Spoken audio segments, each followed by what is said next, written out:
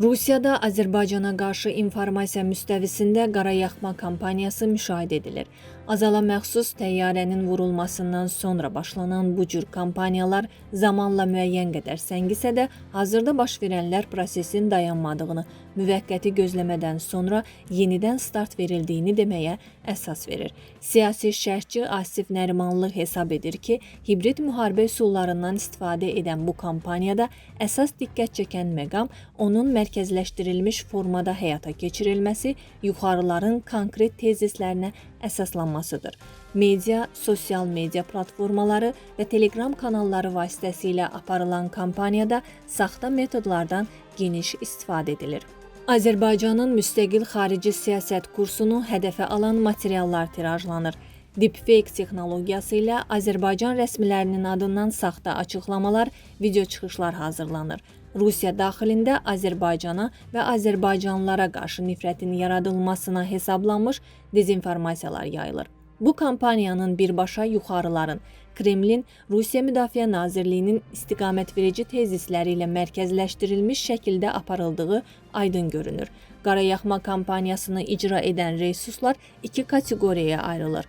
Rəsmi media, bu Rusiya dövləti tərəfindən birbaşa maliyyələşən resurslardır. Azərbaycanın Rusiya ilə münasibətləri yüksək səviyyədə qiymətləndirməsi, hətta bu ölkədən qaynaqlanan problemlərə rəğmən iki tərəfli əlaqələrin inkişafında maraqlı olması fonunda qarayaxma kampaniyasının davamlı şəkildə həyata keçirilməsi qeyri-adekvat mövqedir və rəsmi Bakı tərəfindən təəssüflə qarşılanır. Prezident İlham Əliyevin 4-cü Qlobal Şuşa Media Forumunda Rusiya ilə münasibətlər haqqında sualı cavablandırarkən səsləndirdiyi fikirlər rəsmi Bakının mövqeyini açıq şəkildə ifadə etdi. Dövlət başçısı bəyan etdi ki, biz Rusiya ilə münasibətlərimizə dəyər veririk və Prezident Putin də daxil olmaqla Rusiya Federasiyası rəsmilərinin ölkələrimiz arasında münasibətlərin çox müsbət dinamikaya malik olması barədə bəyanatlarını da gördük.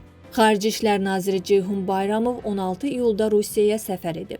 Prezident İlham Əliyevin fikirləri və Xarici İşlər Nazirinin səfəri Azərbaycanın Rusiya ilə münasibətlərə verdiyi önəmi təsdiq edir. Bu deməkdir ki, rəsmi Bakı daha öncə baş vermiş problemlərin geridə qaldığını düşünür, gələcəyə baxaraq münasibətlərin inkişafında maraqlıdır.